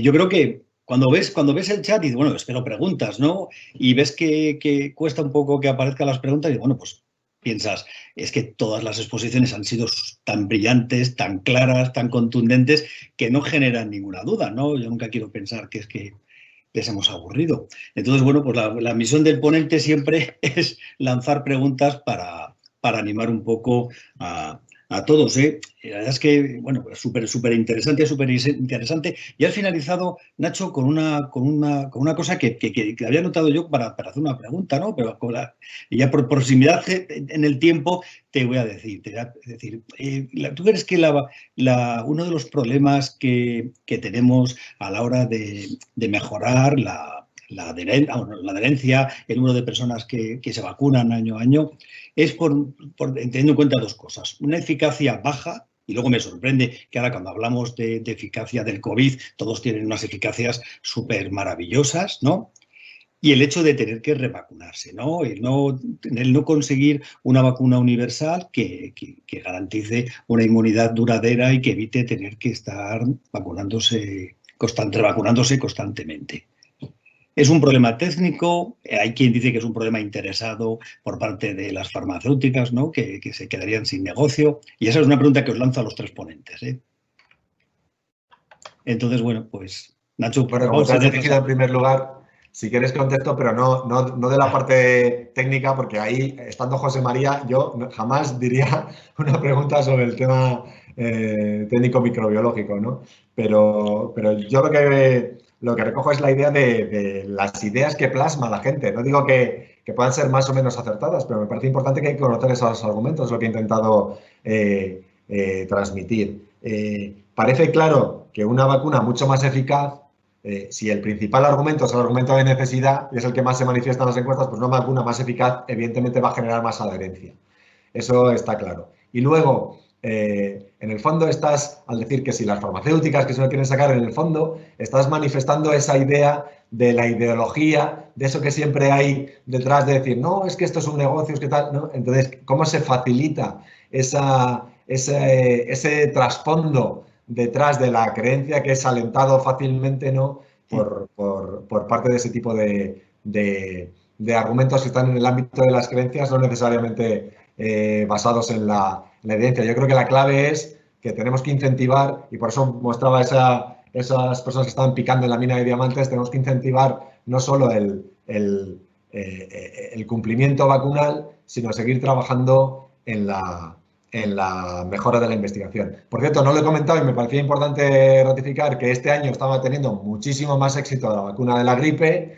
No es ajeno a ello la posible vinculación en el pronóstico con el tema COVID, etcétera, y no puedo dejar de manifestar que, bueno, ahora creo que estamos entre 10 y 15 puntos por encima de cómo nos encontrábamos en otros años en la cobertura, también en los profesionales sanitarios, y algunos temas de mucho éxito. Sin perjuicio del trabajazo que se está haciendo en todos los hospitales, pues quiero mencionar a mi compañera Carmen Viña, porque el Hospital de Medina del Campo creo que ahora mismo está con una cobertura del 90% entre los profesionales sanitarios, y creo que es un dato a destacar el trabajo que sin duda está haciendo Carmen y toda la gente en ese hospital, ¿no? Entonces, bueno, me parecía oportuno mencionarlo, y dejo palabra a los demás en los aspectos técnicos a quienes competen. Sí. Mira, José Luis, sí, Alberto. Si me dejas yo sobre la exposición que ha hecho Nacho, ahondo una idea que ha sido fruto de la experiencia, ¿no? En todas las diapositivas que ha puesto Nacho, todas las preguntas que se hace al sanitario, hay poco sanitario que no esté a favor de la vacunación antigripal, y lo has expuesto, ¿no? O sea, por encima del 90%. Pero luego realmente no se vacunan, ¿no? Y esto es una reflexión que es fruto de la experiencia. Yo creo que fundamentalmente se debe, bien es cierto, no tenemos la vacuna ideal, se trabajará en la vacuna ideal. La vacuna ideal es una vacunación que solo sea una vez y que tenga una efectividad alta. Eso está claro, no tenemos esa vacuna. Tenemos la vacuna que tenemos y aporta el beneficio que aporta. Eso es indudable. Algunos años más efectividad, otros años menos. Pero ¿por qué no se vacuna al sanitario? Yo creo que básicamente, y abro un campo para el debate, es un concepto que nos ha dicho, que es rutina. No hay rutina de vacunarse frente a la gripe. El sanitario no tiene rutina de vacunarse frente a la gripe. Y para esa rutina hay una medida que es, como ha dicho Nacho en la presentación que me ha gustado mucho, la persuasión. Tenemos que trabajar en persuadir. Nosotros, cuando estuvimos en el clínico, conseguimos las coberturas. La cobertura media de vacunación del clínico de Valladolid pasó de un 23% a un 52% en 4 años.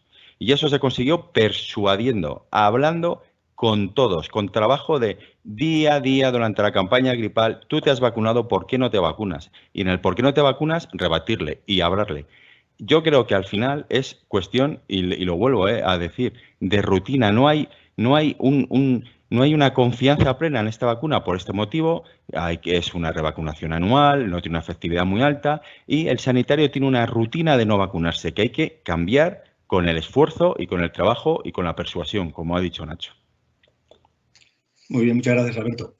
Pepe. No, bueno, yo estoy de acuerdo con lo que han comentado, ¿no? En lo de la vacuna universal que decía Nacho, el grupo de Adolfo, bueno, quizás de Peter Palese y de Florian Kramer, que trabajan también en el ICANN con él, ¿no? Hace muchos años que vienen trabajando en 2 estrategias.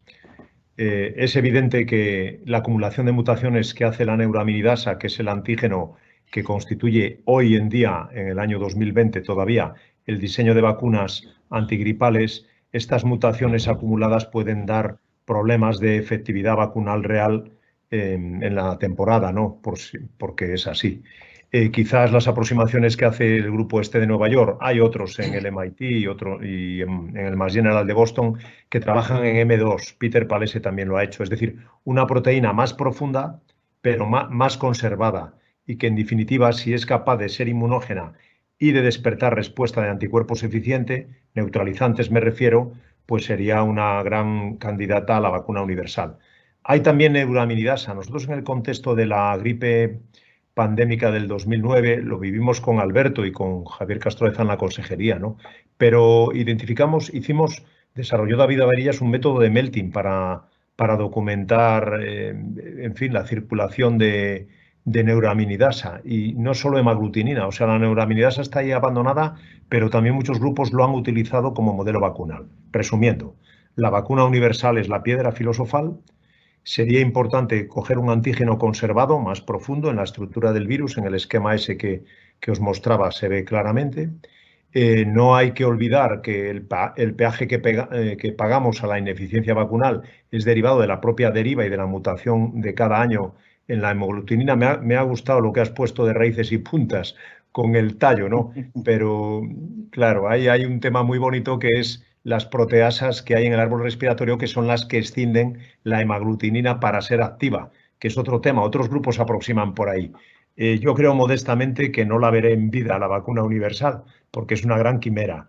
Pero bueno, ahí está, ¿no? Y luego lo que decía Alberto, os decía, algunos hospitales como el Clínico, y es cierto, ya lo recuerdo, han subido. No sé, Nacho, en qué prevalencias estamos ahora, pero lo que sí que es cierto es que los grupos antivacuna, yo no sé, creo que os lo he oído a vosotros, los de preventiva, es decir, que las fake circulan en Internet a más velocidad que las noticias buenas, ¿no? Me parece que eso está publicado.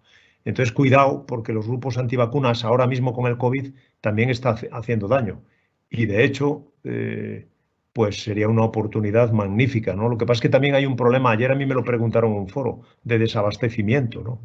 Me parece, no sé si nos puedes comentar algo por añadir. Es decir, ¿hay disponibilidad de dosis vacunales para la población que la demanda o no, en gripe? No lo sé, Nacho, igual puedes contarnos algo de eso.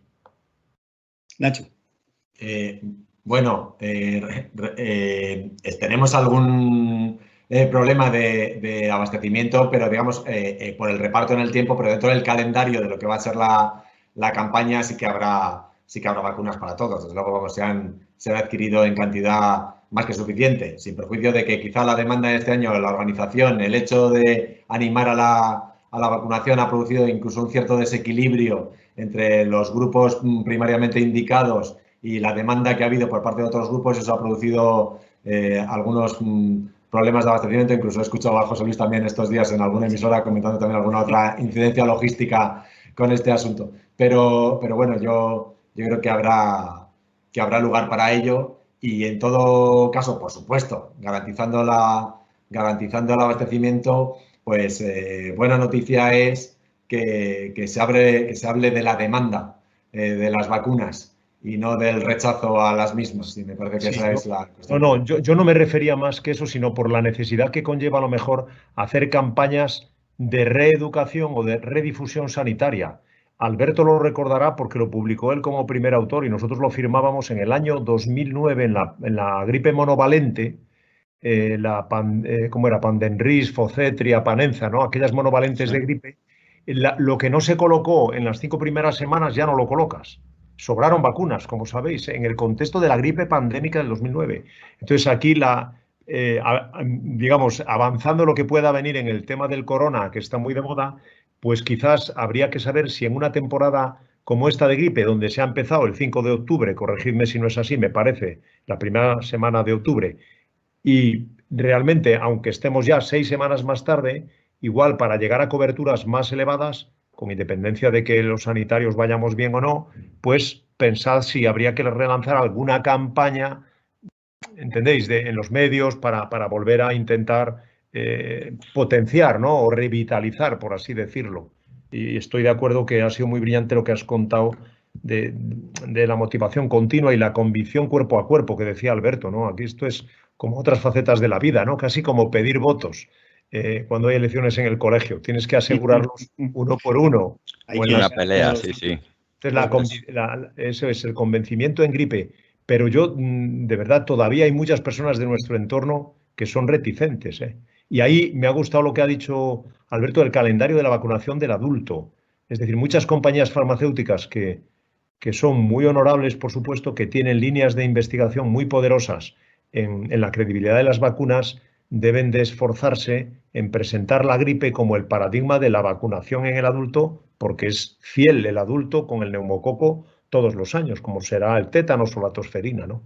Creo que es bueno que en el colegio, aparte de este foro de gripe, y eso se lo digo más a Nacho, ¿no?, porque Alberto ya está colegiado en Ávila y yo soy más de micro, pero que sí bueno, que pero es verdad, igual, admitimos a todos. Claro, no, pero que un foro donde se avive, lo has dicho Nacho muy bien, ¿no?, la bondad de la vacunación. O sea, vacunarse es un acto positivo y yo, unas cosas que le he oído a Nacho, esto de las M's, ¿no?, que has puesto de moda con los metros, la mascarilla, las manos para el corona, también la vacunación. A mí se me ocurre que quizás el único mensaje importante para las nuevas generaciones es que en conocimiento del medio, y lo he dicho otras veces, se incorpore un módulo en la asignatura correspondiente a partir de los 12 años o de los 10 o cuando se estime, a los 10 es buena edad, donde se hable de la vacunación, pero no con la vaca de Jenner y con Lady Monteagu como anecdótico, sino de lo serio que es potabilizar el agua, emplear la vacunación y utilizar bien los antibióticos, ahora que hemos salido de la semana del uso prudente, ¿no? Son mensajes que concatenados y dando contenidos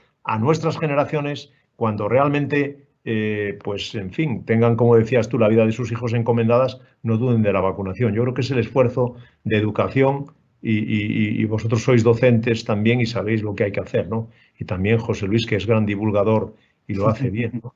Bueno, para bien y para mal. Yo el otro día, ahora me decías, hice unas declaraciones hace poco en la radio, pero fue por un tema puntual en varios centros de salud de desabastecimiento de la vacuna. Es que hay veces que morimos de éxito, ¿no? Y en este caso, pues este año las dificultades que tenemos son por exceso de éxito y probablemente accedieron muy pronto a la vacunación no las personas que estaban indicadas su vacunación y coparon muchas unidades de dosis, aunque habíamos salvaguardado desde un primer momento a los ancianos institucionalizados, pero sí que detectamos en los centros de salud eso. Y luego ha habido algunos desajustes, pero yo creo que esos desajustes nos van a servir para aprender y los vamos a poder aplicar en la siguiente campaña, en la cual, pues desde atención primaria vamos a ser muy importantes, como venimos siendo, para conseguir unas buenas tasas de vacunación de COVID.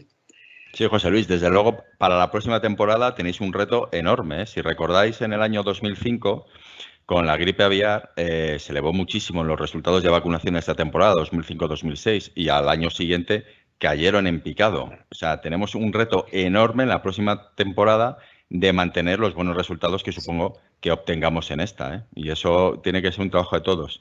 Sí. El mismo que tenemos los médicos, y yo aprovecho la facilidad que nos da el colegio para recordar a los que son centinelas, a los que sois centinelas, pediatras y médicos, pero también a los médicos en la documentación etiológica de la gripe, porque como no nos rinda aislamiento de virus gripales este año, lo vamos a pasar mal para recomendar la configuración y elaboración de vacunas en la próxima. Sí. Y no recordaba lo del 2005, pero es así. Fue lo que dice Alberto. O sea que también una llamada activa, porque al final reside en nuestro colectivo, en nuestros colegas, la capacidad de documentar cuadros de gripe, ¿no? Claro. Bueno, ahora veo en el chat un compañero que dice, no es cierto, en sanidad ya no hay vacunas para menores de 65 años. Es cierto, ¿eh? No sé si, Nacho, tienes conocimiento de eso.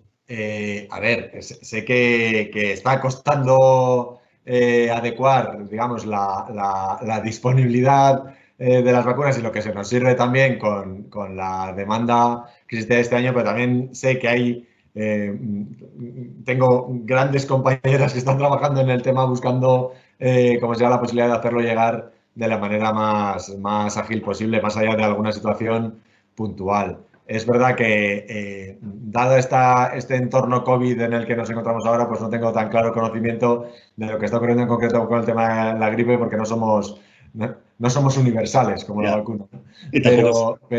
Pero bueno, efectivamente, que puede haber desajustes y por supuesto se va a intentar solucionar en cuanto se pueda dentro de la campaña y más con ese aliciente que ha comentado José María y creo que con razón y también, no sé, ahora mismo no sé si José María o Alberto lo habéis dicho los dos, la idea de no perder el ímpetu, digamos, de las primeras semanas. Coincido en que es fundamental, pero claro, tenemos que tener los recursos para ello, ¿de acuerdo?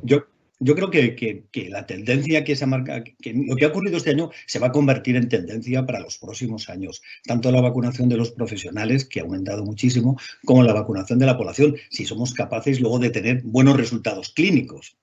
Me explico lo que quiero decir, ¿no? Si demostramos la eficacia, y ahora la gente está muy preocupada con el COVID, ¿no? Y aprovechan pues una oportunidad como es la de vacunarse de la gripe para ir a vacunarse, ¿no? Luego te quería preguntar una cosa que le acabas de decir ahora mismo, pero era una de las cosas que tenía anotada. ¿Piensas, Pepe, que puede influir en la configuración de la vacuna de la próxima temporada dos hechos, ¿no? El hecho de que haya habido mucha menos incidencia porque se haya vacunado mucha más gente, pero también el hecho de universalizarse y generalizarse la utilización de la mascarilla como método de protección, no solamente para el COVID, sino para todas las enfermedades respiratorias. Eso puede condicionar de alguna manera que no consigamos una buena vacuna para el próximo año y que baje la eficacia para el próximo año.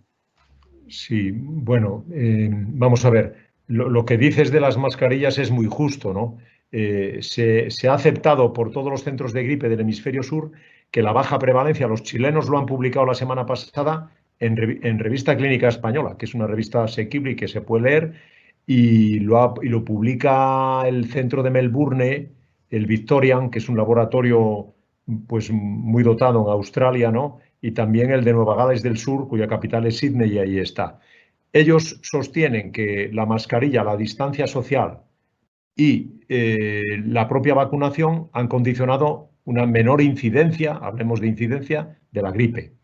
Nosotros lo que señalamos es lo que tú dices, José Luis, es decir, hay una preocupación entre los centros de gripe del hemisferio norte, pero sobre todo con los que nosotros nos conectamos, que son los de Europa y, bueno, desde Rusia hasta Lisboa, ¿no? Por así decirlo, y luego los países nórdicos hasta Chipre, hay una preocupación, os decía, porque si no rendimos aislamientos, es decir, si no somos capaces de caracterizar virus, como os dije, antigénica y genéticamente, y sobre todo no tenemos cultivo de virus, no tenemos cepas para crecer, pues puede que la OMS en sus recomendaciones de febrero, que estamos a 3 meses, nos diga, oiga, haga un cálculo de probabilidades. Mejor sería comunicar lo que ha circulado. Hay gripe, la hay en Austria, algunos países del este ya la han comunicado, está circulando H3N2, circula en menor medida H1, circula algún virus B. De hecho, en Aragón, hemos hablado con los colegas de Zaragoza, han documentado ya algunos virus gripales, pero es muy tímido. No tenemos gripe de verdad. Entonces, ahí la reflexión es que, como nos estarán escuchando muchos compañeros que son, por cierto, de manera voluntaria, médicos centinela y que son esenciales en la red para ver cuadros gripales, que no... Quiero decir que si en la medida que tengan posibilidades hay que poner recursos a su disposición, y está montado ya un plan, por cierto, a través de los hospitales para tener información de los virus gripales, que no debemos de olvidarlo, ¿no? Si la temporada afortunadamente va bien y hay poca prevalencia, pocos casos prevalentes de gripe, pues nosotros estaremos más contentos, pero tendremos la responsabilidad de notificar.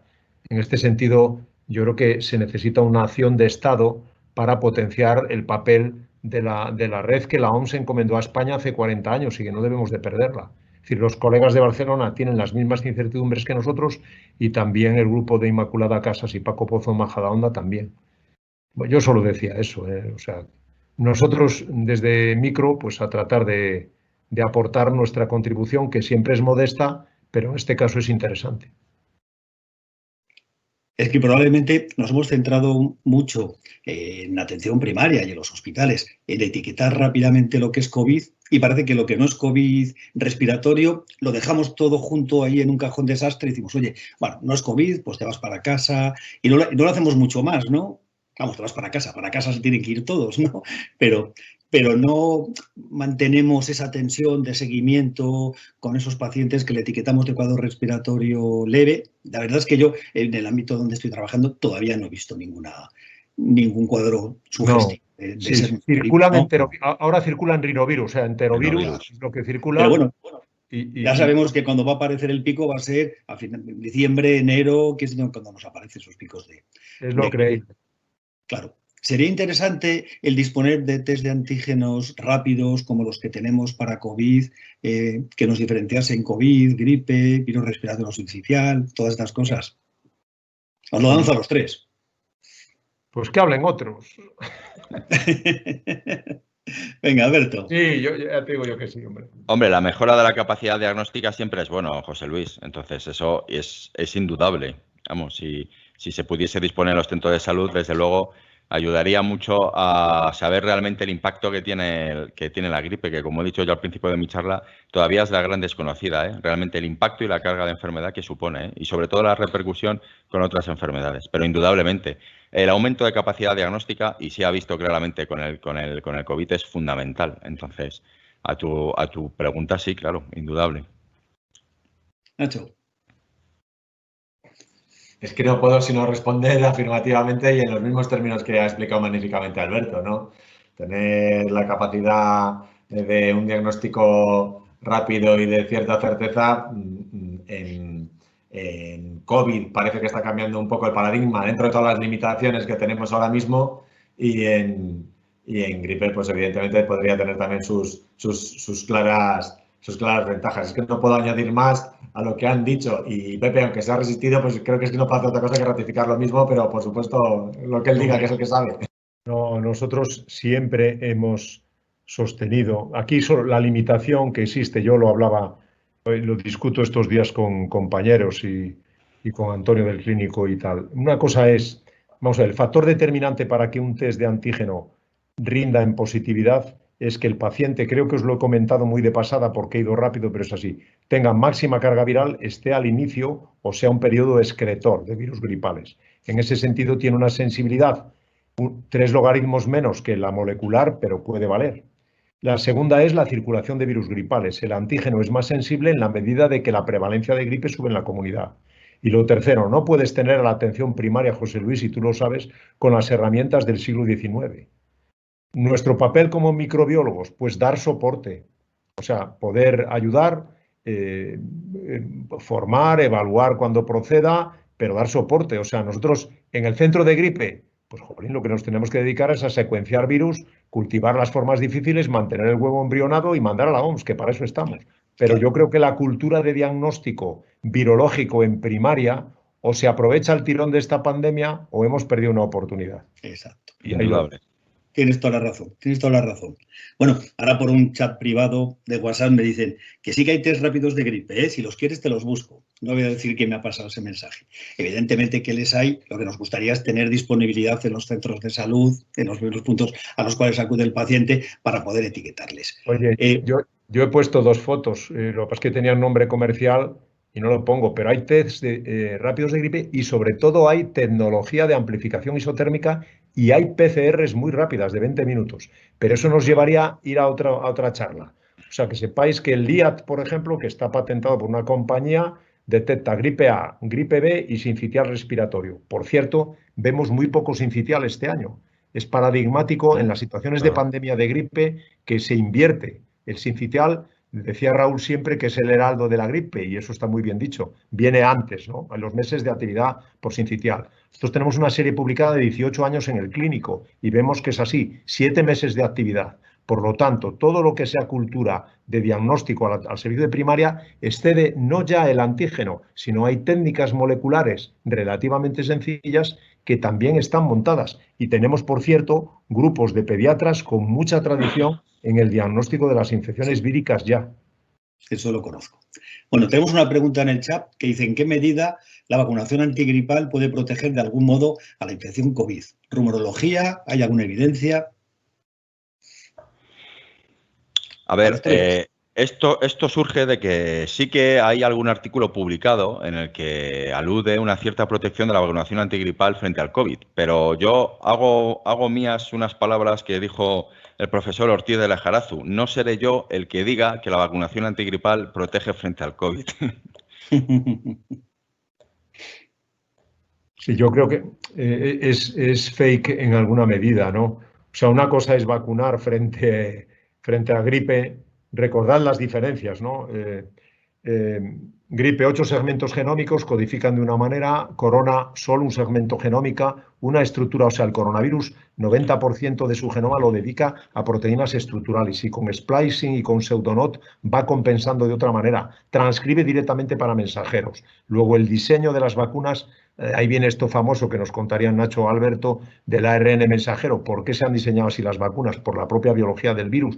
Pero yo, modestamente, reforzando lo que dice Alberto, creo que una cosa es predicar y otra dar trigo, para que tenga unas palabras también Alberto. Entonces, sencillamente, no hay evidencia. Lo que sí que es verdad es que en la medida que tú te vacunas y la vacuna es eficiente en ti y te quitas, por así decirlo, riesgo de padecer gripe, estás de alguna manera protegiéndote también para una coinfección. Pero hoy por hoy el SARS-CoV-2 es el rey de la partida y es en lo que primeramente hay que pensar.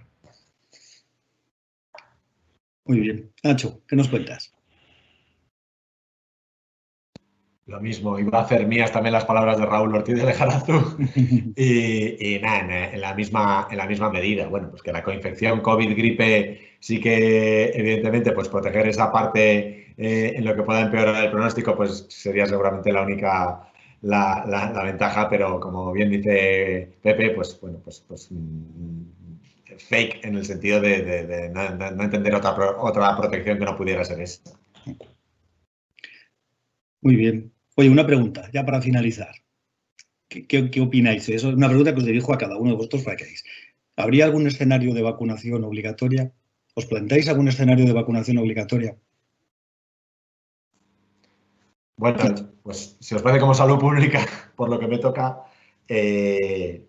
a ver, la vacunación obligatoria tiene, claro, evidentemente la ventaja de que quien no se vacuna asume que está haciendo algo ilegal y esa persecución, pero genera una desafección importante en muchos colectivos, ¿de acuerdo?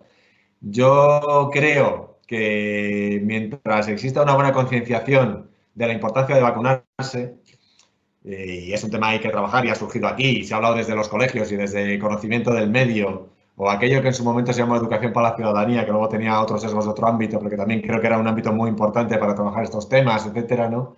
Pues me da la impresión de que eso se debe anteponer a la obligatoriedad. La obligatoriedad genera rechazo y, desde luego, en España, con las tasas de cobertura, digo, en general, de las vacunas infantiles, etcétera, todavía no nos lo planteamos y yo, en general, soy contrario a ello por ese ámbito. Otra cosa es que en un momento dado, digamos, la infoxicación generara una desafección muy importante que obligara a tomar algunas medidas que afortunadamente todavía no las tenemos en el radar, sin perjuicio de que puedan ocurrir. Y siempre recordar, por supuesto, que existen situaciones que siempre se nos olvida, pero bueno, que existen situaciones en las que se ha hecho obligatoria la vacunación en España en aplicación de la Ley Orgánica de Medidas Especiales en materia de salud pública, y en España se ha obligado a vacunar, por ejemplo, de sarampión en determinados ámbitos, colectivos, etcétera, que estaban generando problemas de salud pública, cuando ha sido así. Quiere decir que cuando se dice que en España las vacunas son voluntarias, pero cuando hace falta que sean obligatorias en circunstancias clave, pues se ha hecho, y por eso es una ley orgánica. La ley orgánica es la que modifica los derechos individuales y las libertades individuales, ¿no? Y esa ley que salió en el Boletín Oficial del Estado el mismo día que la Ley General de Sanidad, y es como la gran desconocida porque era muy breve, muy cortita, pero se publicó el mismo día, la Ley Orgánica 386, y me parece que es fundamental entender que siempre tenemos ese arma y esas posibilidades de salud pública. ¿Qué digan los demás? Sí.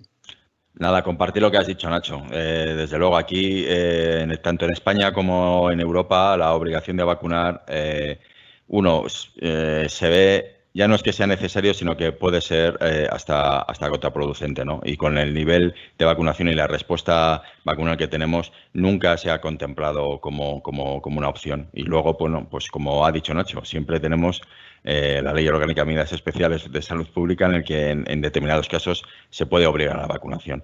Pero es un debate que ya está en la calle, pero que realmente entre los profesionales no está ahora mismo planteado la obligación de la vacunación. Muy bien. Pepe. Bueno, estaba viendo, escuché en la Menéndez Pelayo a Federico Montalvo, que es presidente del Comité Bioético de España, y a un magistrado que es segoviano, que es César Tolosa, que ahora está en el Supremo, ¿no?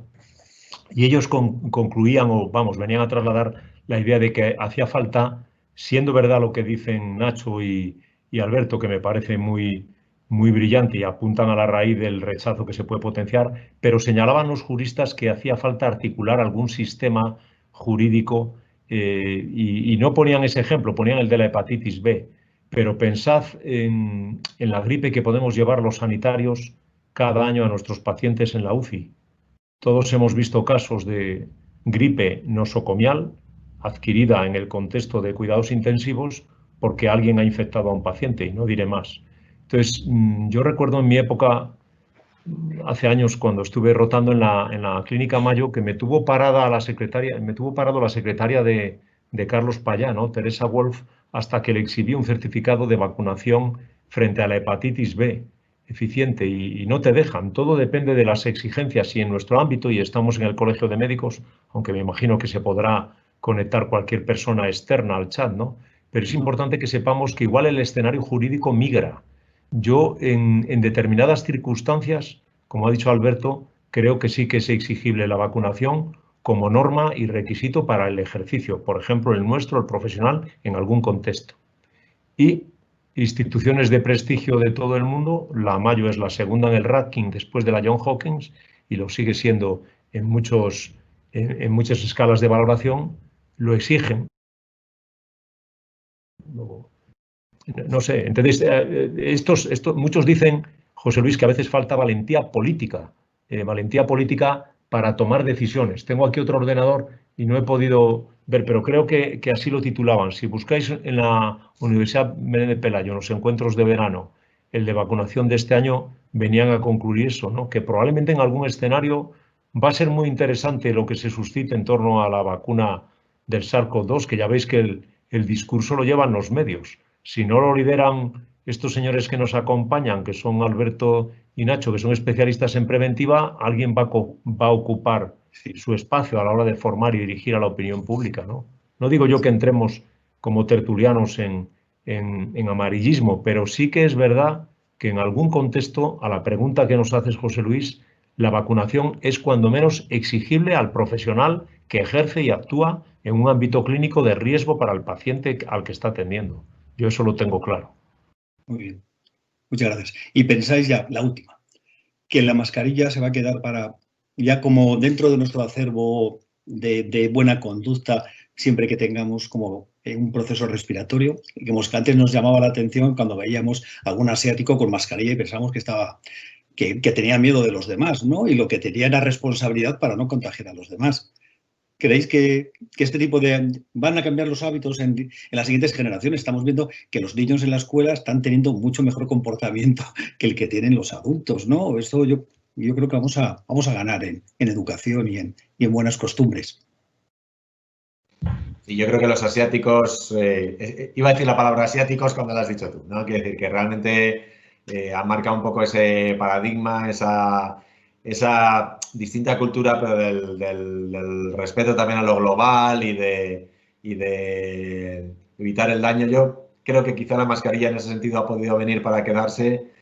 Ojalá en el ámbito, por supuesto, no en el ámbito general de la vida diaria y la presencia tan omnipresente que tiene ahora mismo, por supuesto, pero ojalá, digamos, quien se considere con riesgo de contagiar, pues sea una medida de cívica para todos, ¿no? A mí no me parece una mala opción. Era algo que hace un año, si hace un año nos trasladan temporalmente a hoy, nos pellizcaríamos de lo que estamos viendo. Entonces, bueno, las cosas, los cambios culturales en sanidad a veces son muy drásticos. Yo siempre recuerdo que en España se pasó de fumar en los bares a no fumar en una noche y se logró, más allá de alguna excepción puntual, ¿no? Bueno, esto es otro tipo de cambio, pero bueno, ojalá con vistas a la transmisión y a la prevención de infecciones respiratorias en general, fuera del tema COVID, pues quizá podría ser algo deseable, ojalá. No lo sé, José Luis, pero sí, yo me daría con un canto en los dientes y solo se habla de mascarilla, pero de verdad, lavado de manos. O sea, me daría con un canto en los dientes si se quedase el lavado de manos. Reduciría muchísimo, muchísimo. Sí, probablemente la mascarilla es más impactante, pero el otro es más... Por eso te lo digo, y es mucho más fácil el lavado de manos. Así que si conseguimos que se quede y entre y se impregne en nuestra cultura el lavado de manos, habremos conseguido mucho. Y ya nos lo decían nuestras madres de pequeños. Lávate las manos. Lávate las manos, sí, señor. Bueno, hay una última pregunta que dice, ¿cuándo se prevé el pico epidemiológico de la gripe y en qué medida el retraso de la vacunación por falta real de dosis ahora mismo y que está inquietando a la población? ¿Pensáis que puede haber un pico epidemiológico? ¿Digo yo? Sí, venga, Pepe. Yo creo que a la persona que nos ha hecho la pregunta, os diría lo que os he comentado de los centros. Nosotros hemos consultado a 5 grandes centros del hemisferio sur y ha habido poca gripe. Yo creo que no va a tener mucho, gracias a Dios, no va a tener mucha intensidad este año y si viene, estamos viendo que con las medidas de distanciamiento social que decíamos, mascarilla, metros, lavado de manos, ¿no? Era lo de Nacho, que está puesto en el hospital cada día que entramos, nosotros lo vemos, pues la gripe va a tener poca incidencia este año.